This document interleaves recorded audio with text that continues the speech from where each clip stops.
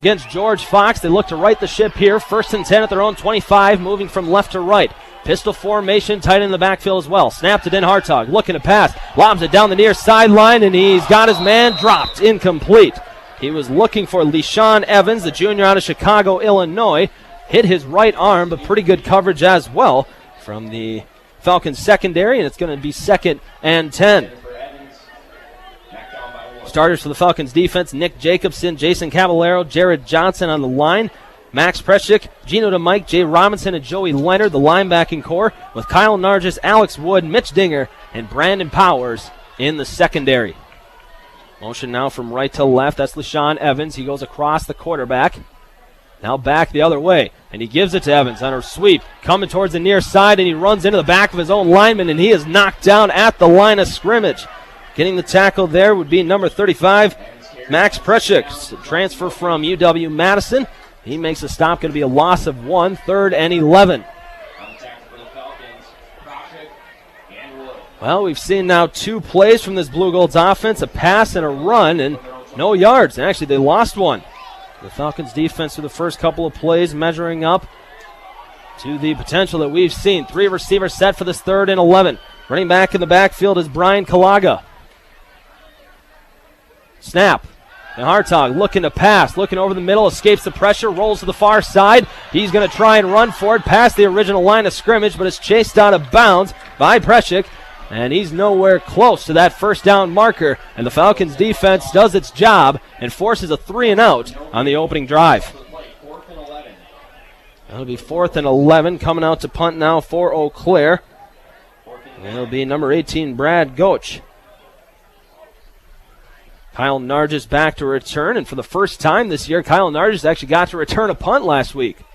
He returned 4 of them, as a matter of fact, and only netted 7 yards. This one's a high, booming punt that backs up Nargis. He waves for fair catch and lets that one bounce over him, and it's going to be touched right around the River Falls 22-yard line, it looks like. It was touched by Jordan Wallen, quarterback out of Eagan, Minnesota.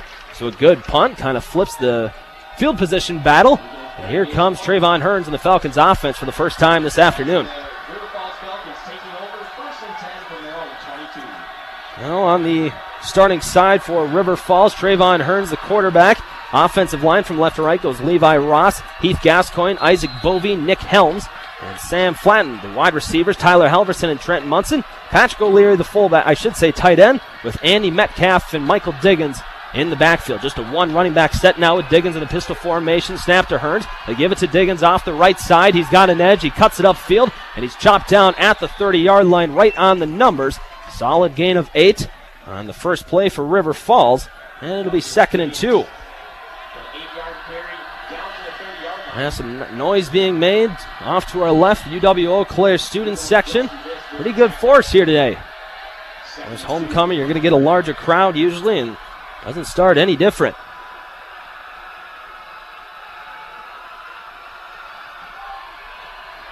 Second and 2 as we hit the 13-minute mark. Just getting underway, first quarter. Shotgun formation for Trayvon Hearns.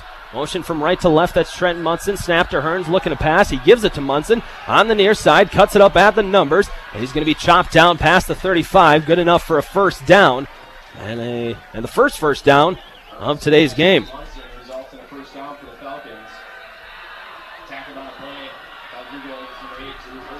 Well, Trent Munson last year against the Eau Claire Blue Colds had one of the best days in Falcons history. He recorded 235 receiving yards, which was a Falcon record, on 11 catches and 2 touchdowns. Looking to have the same kind of success today. 1st and 10 at their own 36-yard line. Munson once again in motion, this time from left to right. High snap, pulled down, give up to Diggins up the middle, fighting for a couple of extra yards.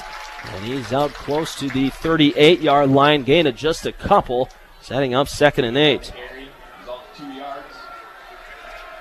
On the defensive side of things, Eau Claire starters from left to right on the line goes Justin Viss, Jalen Thomas, and Charlie Brookshaw. The linebackers, Sam Bookberger and Caleb Strangler, as well as Austin Brzezinski and Sam Romanetsky on the outside of the linebacking core. In the secondary, Drew Hurley and Ross Curran are the safeties, with Alex Yiddy and Ryan Ames, the 2 starting cornerbacks.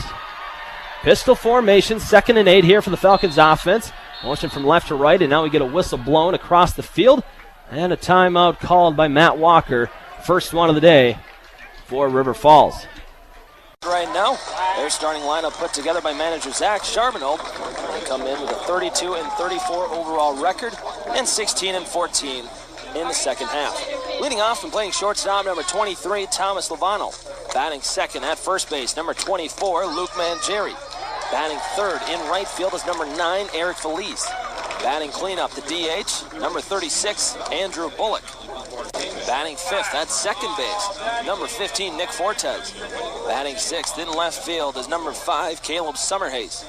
Batting seventh behind the plate, number 12, A.J. Lewis. Batting eighth, the center fielder, number 25, Eric Gilgenbach. And rounding out the 9 for the Dock Spiders is the third baseman, number 30, Aaron Gex, with Adam Eck, number 11, on the mound this evening. Once again for the Dock Spiders, Lovano, Mangieri, Feliz, Bullock, Fortes, Summerhays, Lewis, Gilgenbach, Gex, and Adam Eck on the mound.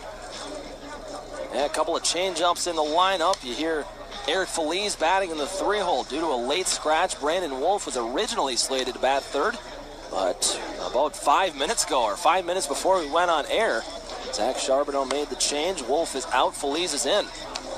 So he's batting third, his highest in the lineup this season since joining the team. And also Nick Fortes, usual catcher, has played very minimal in the outfield and at first base as well. He's playing second base tonight, and we'll get into why later. A couple of changes. Adam Eck, though, he's been a pretty consistent guy on the mound throughout the season.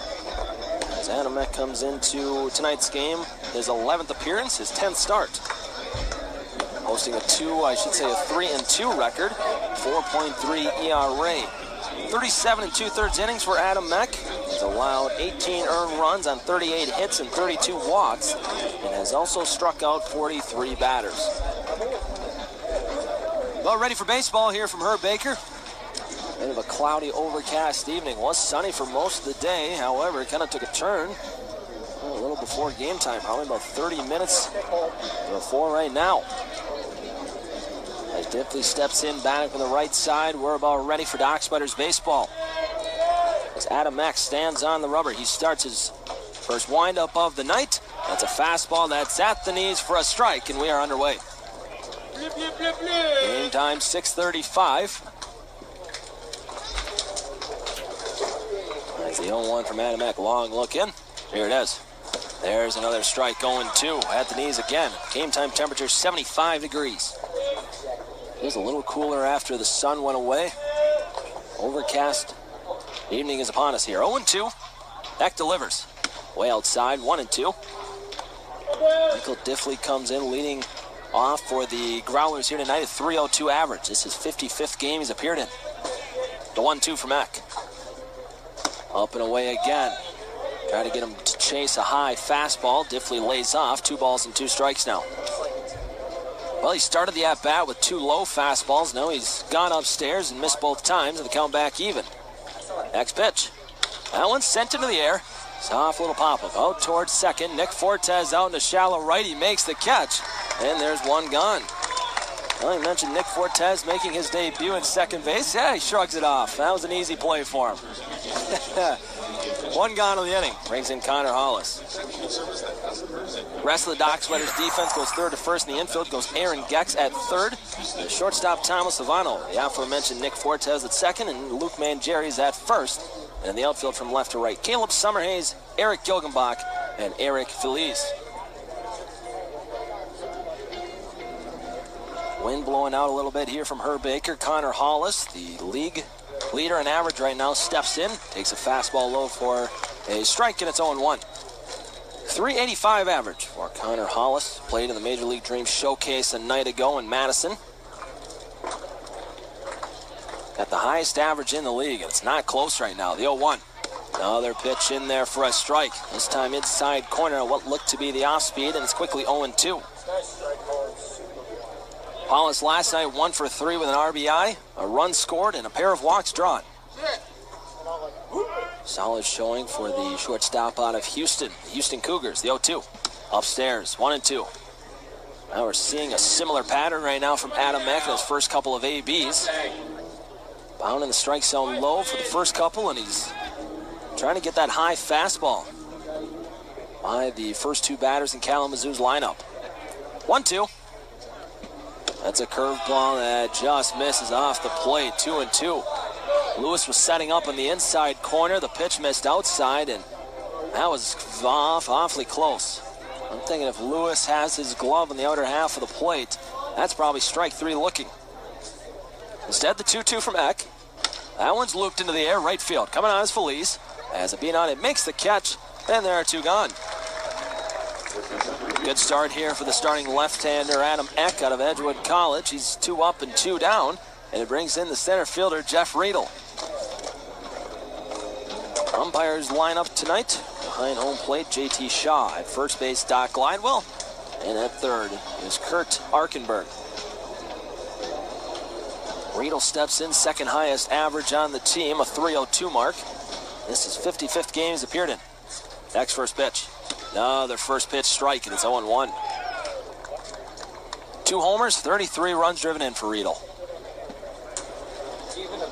Kalamazoo looking to make it 2 wins in a row against the Dock Spiders. The 0-1. Swing and a miss, 0-2. Adam Eck aggressive here in the early stage of this game. All 3 batters, he started with an 0-2 count. He's got another one here on the center fielder, Riedel. Starts his windup, here it is. Up and away. 1-2. Continuing to follow that trend. Pound the strike zone on the first couple of pitches and then try and get the batter to chase. Hasn't worked yet. Good strategy, though, is X1-2. Is swung on and missed. Dropped in the dirt by Lewis out in front of home plate. He picks it up, throws down to first, and the inning is over. Good 1-2-3 for Adam Eck. Thomas Lovano will lead the Dock Spiders half of inning number 1 off. To back out to the point. Now he hands it off for Fravert on the drive, and he hits the runner. Adam Fravert, nice shot there. His first bucket of the night. Lead extended to 8, 14-6. Oshkosh with the lead. Buckley in the corner as he swings it out to Keller, who works around the screen to his right. Reverses it back the other way for Devin Buckley. Now Booker Copeland at the point. Guarded by David Vlotho, also into the game. Alex Herring on the drive in the bucket. Much better possession there. Letting Herring get his sealed man up top, drop it down for him, and make an easy layup. As Oshkosh now lead down to 6 as they work it inside of the big man Jack Flynn, standing at 6'8", 235, the freshman out of Appleton. Kicks it out to Fravert on the drive, and it's poked away, and Booker Copeland up with the steal. Here come the Falcons as they slow it down now. Into the corner for Keller. Keller loses the ball, and coming away with the steal is David Vlotho for the Titans. Out ahead to Charlie Noon, guarded by Buckley. Into the paint, tucks it under, lays it up, and it's good. Charlie Noon. What a start for him and the Oshkosh Titans on the offensive side of things. Noon now 3 for 3 from the field. He's got 7 points. Copeland in the far side corner. Baseline drive. Couldn't get the layup to go as it rolled off the front of the iron. Also into the game for the Oshkosh Titans, number 1, the sophomore out of Mount Prospect, Illinois, Kyle Bayak. As to his left, Charlie Noon has his pass turned over, and it's Devin Buckley. Buckley the other way. The layup, and it's good. Adjusted to Charlie Noon, and he was able to withdraw from the contact enough and lay it in. 16-10, Oshkosh with the lead. Walking it up slowly for Oshkosh here is Kyle Bayak, as Bayak guarded by Keller. Works it inside, and Alex Herring jumps in front of the pass and turns it over. Up ahead, in transition, Brennan Witt up and under, and he's fouled. Brennan Witt will be going to the free throw line. Foul called on number 32, the freshman out of Marshfield, Adam Fravert. That's a good job by the Falcons after getting down a little bit, feeling like it's really going Oshkosh's way. Get a few steals to kind of really make this Oshkosh team think a little more on offense, and they don't look as comfortable now.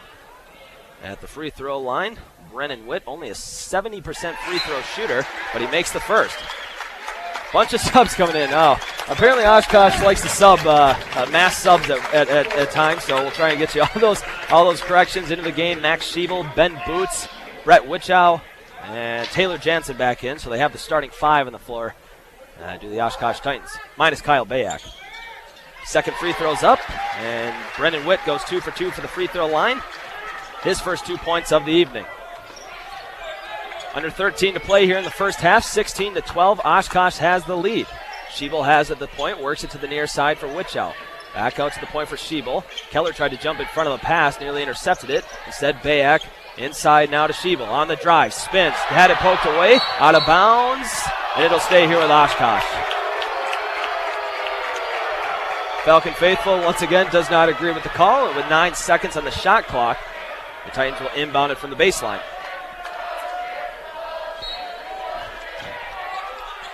As Bayak inbounds it to Schiebel. Schiebel turns to the basket, and he gets it to go. Lays it off the glass.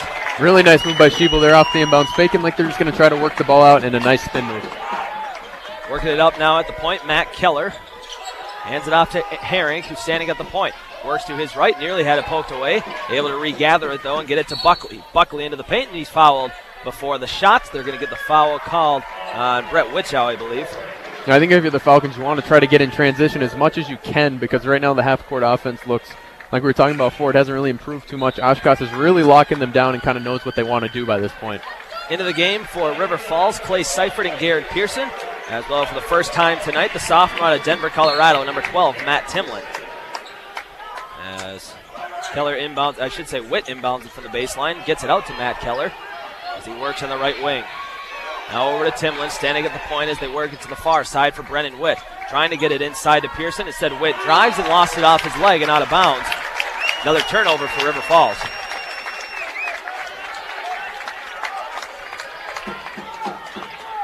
So far, that is River Falls' third turnover compared to Oshkosh's 4 on the evening, as Kyle Bayak walks it up for the Titans.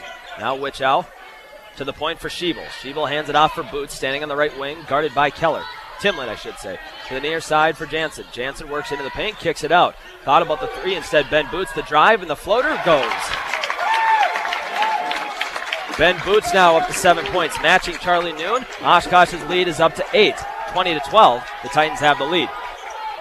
Timlin in the corner, works it into the block for Garrett Pearson. Pearson turns, the left hook, in and out, halfway down, and it bounces out to Max Schiebel and the Titans. That's one you want to see take advantage of, because no double came, and he really had a nice chance to finish over the top. Yep.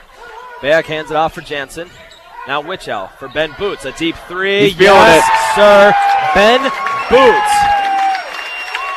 Another 3 for him. He is up to 10 points on the evening. When you take a shot like that, that's just pure confidence. 3 for 3 on the field and 2 for 2 from beyond the arc. It is 23-12. Oshkosh with the lead. Witt works it to the near side for Matt Timlin as the Oshkosh faithful starting to pick some noise up. Keller for 3 off the dribble, no good. Rebound grab by Taylor Jansen. Ben Boots will walk it up for the Titans off the screen to his right. Thought about a 3, but wisely holds up. Hands it off to Wichow, guarded by Seifert. Out to Jansen. Jansen's pass somehow got its way through to Max Schiebel. Schiebel's pass to Ben Boots on the near side wing. Thought about a 3, instead passes it. 3 from dead on, off the front of the iron, no good. And the rebound of the Falcons. Kyle Bayak on the 3 there for Oshkosh. Plays Seifert back to Matt Keller now. 10-20 remaining in the first half. 23-12. Titans have the lead. Pearson to Seifert inside. Pass tipped away and stolen. 4th turnover of the day for the Falcons. Bayak the other way, and they're going to get a foul called on Matt Keller. The River Falls defense hasn't been there so far. I mean, they're on pace. Oshkosh is on pace for close to 100 points right now, and Oshkosh is taking advantage of all their opportunities. We get a media timeout here. The Oshkosh faithful rises to their feet as their team has taken an 11-point lead with 10:09 remaining in the first period. With that, we're going to take a break of our own. 1-minute break, and on the other side of that, we'll bring you the rest of the first half. 23-12, Oshkosh has the lead. You're listening to Falcons basketball here on 88.7 WRFW. I am now joined by Falcon head coach Matt Walker. Matt, thanks for joining with me. First off, the last couple of years, the Falcon football team has been right around that 4-win mark, right under 500. What's the next step for this program, and how do you get to 500 or over 500? Well, I think that such a disappointing early season last year. We just didn't get off to the start that we wanted to. I think that there was high expectations, and you had a disappointed crew early on, and then you saw, if you followed us, what we did the second half of the season was pretty special, and putting ourselves in a position to really make some noise in the league, and a heartbreaker loss at Whitewater, in week 9, where we lose in overtime with a 2-score lead in the fourth, and walk out of there feeling like, we compete with anybody in the country, and to turn around in week 10 and beat a point team at our place in week 10 to kind of give ourselves 4th place by ourselves in the league was an unbelievable step. The 4 wins isn't a sexy mark still, but if you follow us through the whole thing and you see 4th place in the best league in the country in a year where, for the first time in the history of Division III, 3 teams from the same league go to the playoffs, the 3 teams that finish in front of us. We put ourselves in a position to turn this program around like we've been trying to do. And I think that boy, if I had the key exactly, I'd have done it already. But I think that the key that has occurred in this program is you've had a ton of dedicated and committed people, staff, coaches, support staff that have just hung in there with me, that can see this vision starting to take place a little bit. And I would tell you this year, if you don't have a group that's in the hunt come November to win this league, you'd have a disappointed crew of guys. We have gigantic expectations, and I think that the talent and the depth to back it up. Especially for the returning players this year, what is their mindset after last year? You mentioned the high expectations, got off to a rough start, finished strong. What is their kind of mindset going into this year, specifically for the returners? It's the most confident group I've had. Again, you almost sound like a fool outside of our football family talking about being humble with expectations and confidence and things coming off only a 4-win season. But I think internally we all understand how close we were last year and how on paper it's got to be the best and most talented team I've ever had back. And you say it carefully because you don't want to put any pressure on the guys, but it's pretty clear to everybody. These kids are smart kids, and they understand the opportunity that we have, and that's what I said before. This crew, it's not just words anymore about our expectations. These kids clearly expect to be in the hunt for this league. Mm-hmm. So if you followed Falcons football last year, you knew that Sawyer Moon, Trayvon Hearns, two of the quarterbacks in the Falcons roster, I don't know if it was exactly split playing time, but they both had a good amount. What is the plan with both Moon and Hearns coming this year? Well, I think first of all, we're so fortunate to have those two guys, and I'd even throw Ben Beckman in the conversation. Ben took a year off last year to save eligibility, and he's a kid that has put himself in the mix as well. I have 3 of maybe the 5 best quarterbacks in the conference on one football team, and we said, guys, it's a good problem. We're going to work this out. Trey and Sawyer, this works because those two make it work. They have become great friends. They support each other. They're each other's biggest fan. Our football team knows that we have 2 quarterbacks that both deserve to play and can win games for the football team. And I think in the long run, it's just going to help us. And I know there's a lot of critics about a 2-quarterback system. I can be talked into both sides of the 2-quarterback system, but as I explain it to people, I say, I've got 2 kids that deserve to play. I got 2 kids that can win football games. I'm protected in a situation where a lot of good teams, when they have a bad run in a season, it's because they lose their quarterback. And I'm going to play them both again. And we're not going to think twice about it. And our football team understands it and supports it and believes in it. And as I look at the defensive depth chart, you look down, especially in the secondary area, seems to be a lot of freshmen. What can you tell me about those freshmen and the overall kind of outlook of the defense? Well, I tell you that the top third of the country in college football, you never have to reload completely on your roster. But the defensive back position was one where we had to take some big steps in recruiting and needed to create some depth for our football team. And what I would tell you is it happened. We had some really talented, it's probably the best crew. This is an unreal recruiting class, the best I've ever had anywhere I've ever been. But the defensive back line in the recruiting class is something I've never seen before. And so those guys are just talented kids that have come in and mixed that with our already talented group of older guys. And it's a scary, fun group back there for sure. And then coming this Saturday, taking on Coe College, saw him last year. What can you tell me about Coe, and what do you think we're going to see in the football game this Saturday? What I think a lot of people don't know is this is one of the best football teams we'll play. They won 11 games last year, won a playoff game, 10-0 in the regular season, won the Iowa League, which is not an easy thing to do. And we're in a competitive game with them last year, one where we really walked away feeling like we gave it away, and no disrespect to them because they are a good team. I think you're probably going to see one of the best teams up front that will play all season. They're as physical of a group as we'll see on both lines.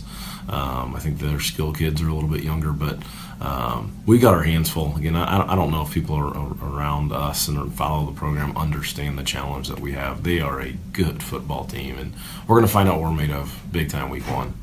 That was Falcons coach Matt Walker. The Falcons and the Cohawks coming up after this right here on 88.7 WRFW.